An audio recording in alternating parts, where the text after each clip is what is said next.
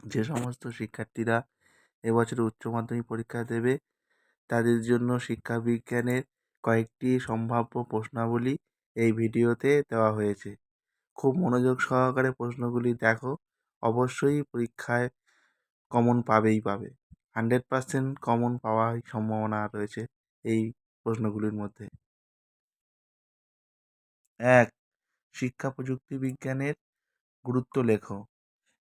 এই প্রশ্নটি এবছরে আসবেই আসবে। সবাই ভালো করে এই প্রশ্নটি দেখে যাও, অবশ্যই কমন পাবে। এই প্রশ্নটি অনেক সময় ঘুরিয়ে দেয়, শিক্ষা প্রযুক্তি বিজ্ঞানের উপযোগিতা দিলেও সেই একই উত্তর হবে। ভালো করে পড়ো প্রথম প্রশ্নটা, এই প্রশ্নটা 100% শিওর, এটা কমন আসবেই আসবে। 2 নম্বর, শিক্ষাক্ষেত্রে কম্পিউটারের সুবিধা ও অসুবিধা লেখো। এই প্রশ্নটিও এবছরে খুবই ইম্পর্টেন্ট আছে, ভালো করে মুখস্থ করো, এই প্রশ্নটাও পড়ার সম্ভাবনা আছে। 3. মানুষ হওয়ার শিক্ষার উদ্দেশ্য লেখো। নম্বরের জন্য এটা সবচেয়ে বেশি ইম্পর্টেন্ট, এটাও ভালো করে দেখে রাখো। 4. দৃষ্টিহীন শিশুদের শিক্ষা পদ্ধতি লেখো। এই প্রশ্নটাও এবছরের জন্য খুবই ইম্পর্টেন্ট, তোমরা ভালো করে এই প্রশ্নটাও পড়ে যাবে। 5.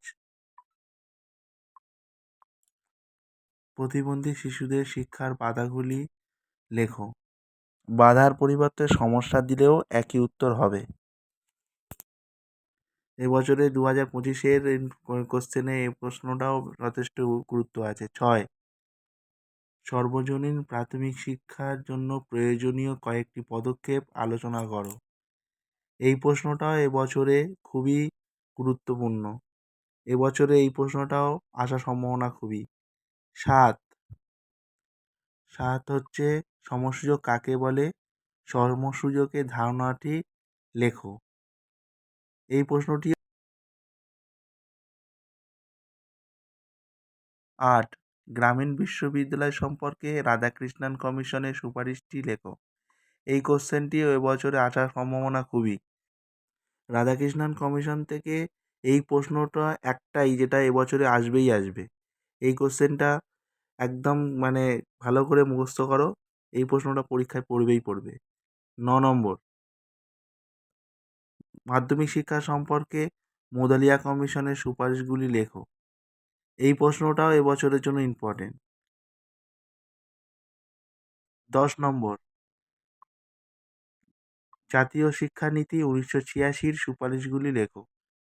এই প্রশ্নটাও ভালো করে করে যাবে।